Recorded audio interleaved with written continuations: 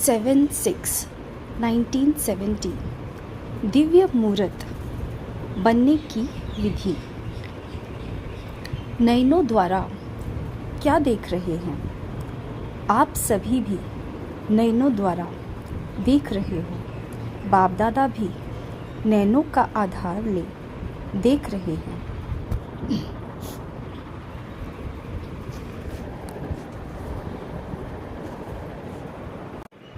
बाप दादा क्या देखते हैं? आप सभी क्या देख रहे हैं? देख रहे हो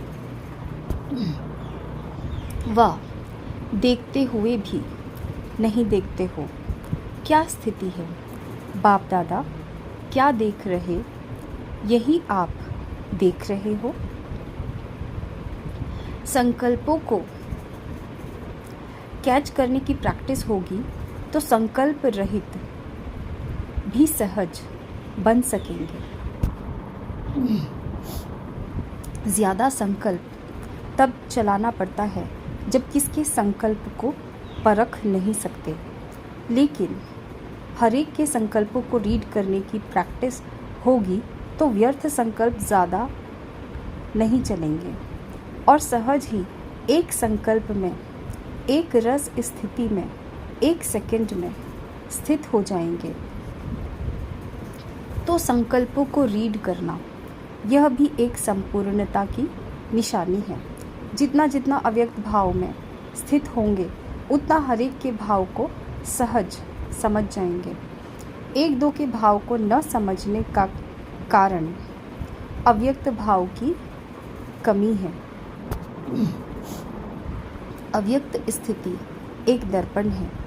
जब आप अव्यक्त स्थिति में स्थित होते हो तो कोई भी व्यक्ति के भाव अव्यक्त स्थिति रूपी दर्पण में बिल्कुल स्पष्ट देखने में आएगा। फिर मेहनत नहीं करनी पड़ेगी। दर्पण को मेहनत नहीं करनी पड़ती है कोई के भाव को समझने में। जितनी जितनी अव्यक्त स्थिति होती है वह दर्पण साफ और शक्तिशाली होता है। इतना ही बहुत सहज एक दो के भाव को स्पष्ट समझते हैं। अव्यक्त स्थिति रूपी दर्पण को साफ और स्पष्ट करने के लिए 3 बातें आवश्यक हैं। उन तीन बातों से कोई एक बात भी सुनाओ। हर एक ने बताया। आज हर एक की सरलता, श्रेष्ठता और सहनशीलता, यह 3 चीज़ें एक एक की देख रहे हैं। इन तीनों बातों में से कोई एक भी ठीक रीति धारण है तो दर्पण स्पष्ट है। अगर एक भी बात की कमी है तो दर्पण पर भी कमी का दाग दिखाई पड़ेगा। इसलिए जो भी कार्य करते हो हर कार्य में 3 बातें चेक करो। सभी प्रकार से सरलता भी हो, सहनशीलता भी हो और श्रेष्ठता भी हो। साधारणपन भी न हो।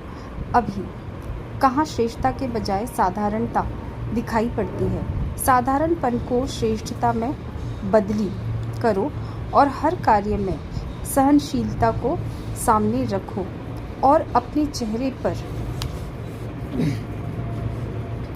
वाणी पर सरलता को धारण करो।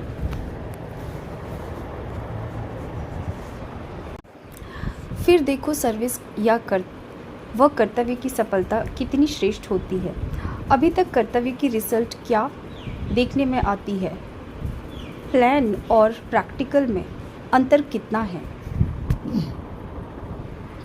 अंतर का कारण क्या है? तीनों ही रूप में अभी पूर्ण प्लेन नहीं हुए हो। स्मृति में भी प्लेन, वाणी में भी प्लेन होना चाहिए। कोई भी पुराने संस्कार का कहाँ दाग न हो और कर्म में भी प्लेन अर्थात श्रेष्ठता। अगर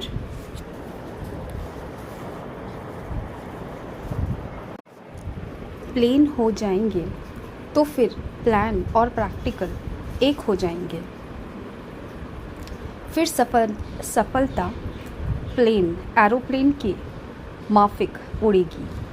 इसलिए हर बात में मनसा वाचा कर्मणा और छोटी बात में भी सावधानी चाहिए। मन वाणी कर्म में तो होना ही है, लेकिन उसके साथ साथ यह जो अलौकिक संबंध है उसमें भी प्लेन होंगे तो सर्विस की सफलता आप सभी के मस्तक पर सितारे के रूप में चमक पड़ेगी। फिर हर एक आप एक एक को सफलता का सितारा देखेंगे।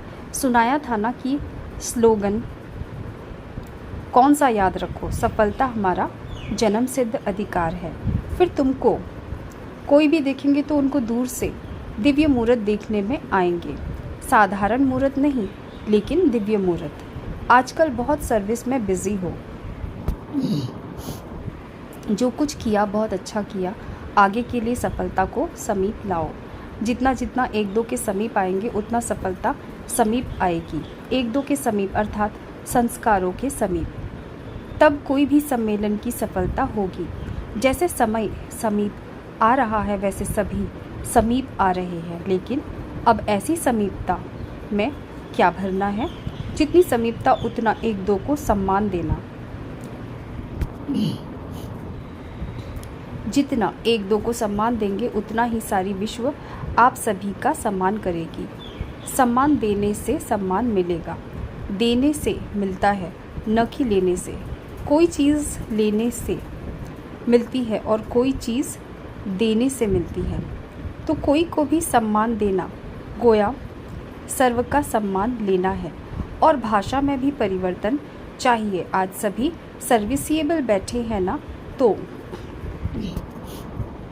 इसलिए भविष्य के इशारे दे रहे हैं। कभी भी कोई का विचार स्पष्ट न हो तो भी न कभी नहीं करनी चाहिए। शब्द सदैव हाँ निकलना चाहिए। जब यहाँ हाजी करेंगे तब वहाँ सतयुग में भी आपकी प्रजा इतना हाजी करेगी। अगर यहाँ ही नाजी करेंगे तो वहाँ भी प्रजा दूर से ही प्रणाम करेगी। तो ना शब्द को निकाल देना है।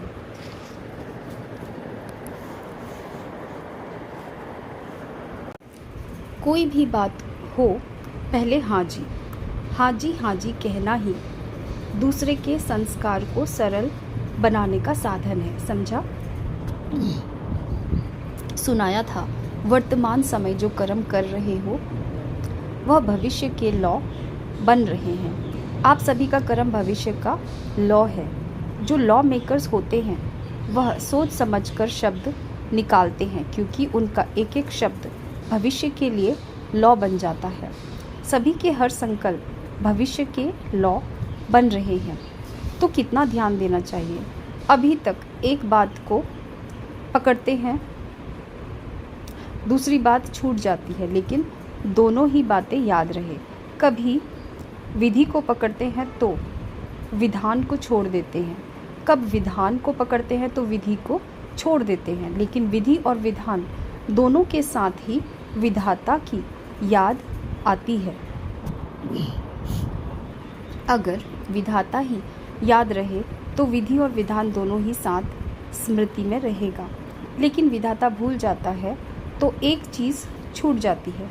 विधाता की याद में रहने से विधि और विधान दोनों साथ रहते हैं। विधाता को भूलने से कभी विधान छूट जाता तो कभी विधि छूट जाती है।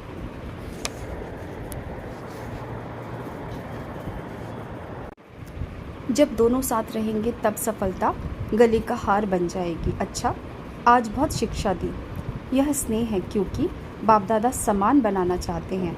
समान बनाने का साधन स्नेह हुआ ना। कुमारियों का पेपर तो अब लेना है। साहस को प्रत्यक्ष रूप में लाने के लिए साहस में बहुत बहुत शक्ति भरनी है।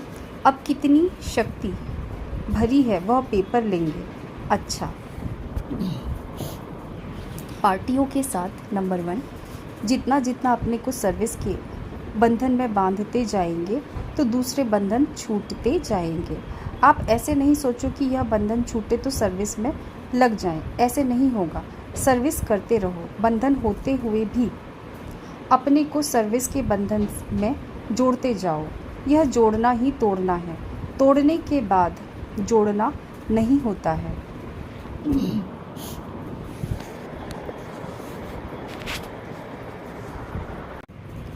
जितना जोड़ेंगे उतना ही टूटेगा। जितना अपने को सर्विस में सहयोगी बनाएंगे उतना ही प्रजा आपकी सहयोगी बनेगी। कोई भी कारण है तो उनको हल्का छोड़कर पहले सर्विस के मौके को आगे रखो। कर्तव्य को पहले रखना होता है। कारण होते रहेंगे लेकिन कर्तव्य के बल से कारण ढीले पड़ जाएंगे। नंबर 2, माताओं के जो संगठन बने हुए हैं उनमें घुस जाओ। मेंबर बनने से फिर कईयों को आप समान बनाने का चांस मिलेगा। संपर्क में आने से ही चांस मिलेगा। अभी माताओं की संस्था में आप लोगों का नाम बाला नहीं हुआ है। पहले गुप्त वेश में पांव रखो, फिर वह तुम्हारे बन जाएंगे। भटकी हुई माताओं को राह बतानी है तो फिर माताएं जो बेचारी सितम सहन करती हैं उन्हों को भी आप बचा सकेंगे। कई माताएं सहारा चाहती हैं, उन्हों को सहारा मिल जाएगा। तो यह सर्विस कर कमाल कर दिखाओ, फिर देखो कितने हैंड्स मिलते हैं। बहुत समय की यह बात प्रैक्टिकल में लानी है।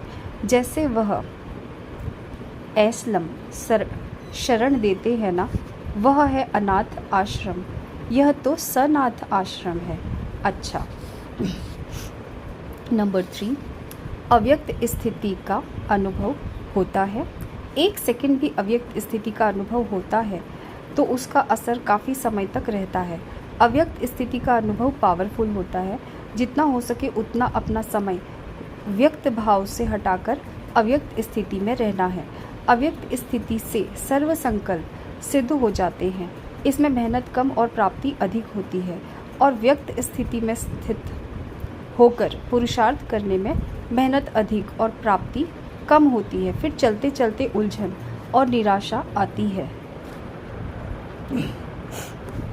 इसलिए अव्यक्त स्थिति से सर्व प्राप्ति का अनुभव बढ़ाओ। अव्यक्त मूर्त को सामने देख समान बनने का प्रयत्न करना है। जैसा बाप वैसे बच्चे, यह स्लोगन याद रखो। अंतर न हो, अंतर को अंतर्मुख होकर मिटाना है।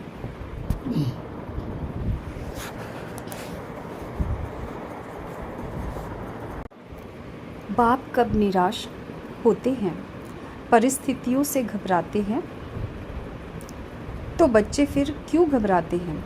ज़्यादा परिस्थितियों को सामना करने का साकार सबूत भी देखा। कभी उनका घबराहट का रूप देखा। सुनाया था ना कि सदैव यह याद रखो कि स्नेह में संपूर्ण होना है, कोई मुश्किल नहीं है। स्नेही को सुध-बुध रहती है।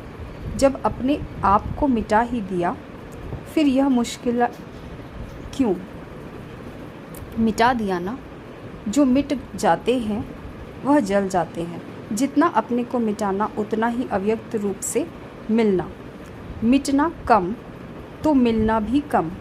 अगर मेले में भी कोई मिलन न मनाए तो मेला समाप्त हो जाएगा। फिर कब मिलन होगा? स्नेह को समानता में बदली करना है। स्नेह को गुप्त और समानता को प्रत्यक्ष करो। सभी समाया हुआ है, सिर्फ प्रत्यक्ष करना है। अपने कल पहले के समाये हुए संकल्पों को प्रत्यक्ष करना है।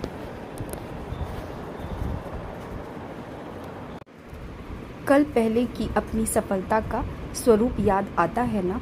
अभी सिर्फ समाये हुए को प्रैक्टिकल प्रत्यक्ष रूप में लाओ। सदैव अपनी संपूर्णता का स्वरूप और भविष्य 21 जन्मों का रूप सामने रखना है। कई लोग अपने घर को सजाने के लिए अपने बचपन से लेकर अपने भिन्न भिन्न रूपों का यादगार रखते हैं। तो आप अपने मन मंदिर में अपने संपूर्ण स्वरूप की मूर्ति, भविष्य के अनेक जन्मों की मूर्तियाँ स्पष्ट रूप से सामने रखो। फिर और कोई तरफ संकल्प नहीं जाएगा। समीप रतन के लक्षण क्या है? जो जितना जिसके समीप होते हैं उतना संस्कारों में भी समानता होती है। तो बाप दादा के समीप अर्थात लक्षण के नज़दीक आओ। जितना चेक करेंगे उतना जल्दी चेंज होंगे।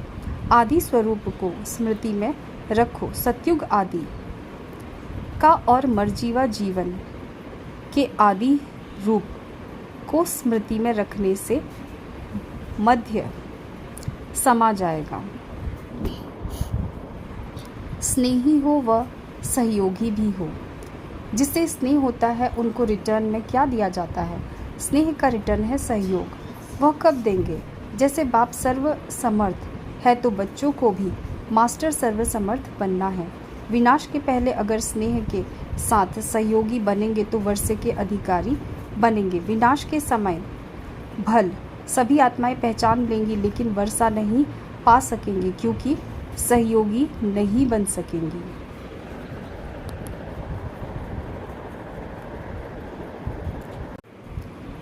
फोर्थ, कर्म बंधन शक्तिशाली है या यह ईश्वरीय बंधन? ईश्वरीय बंधनों को अगर तेज करो तो कर्म बंधन आपे ही ढीले हो जाएंगे।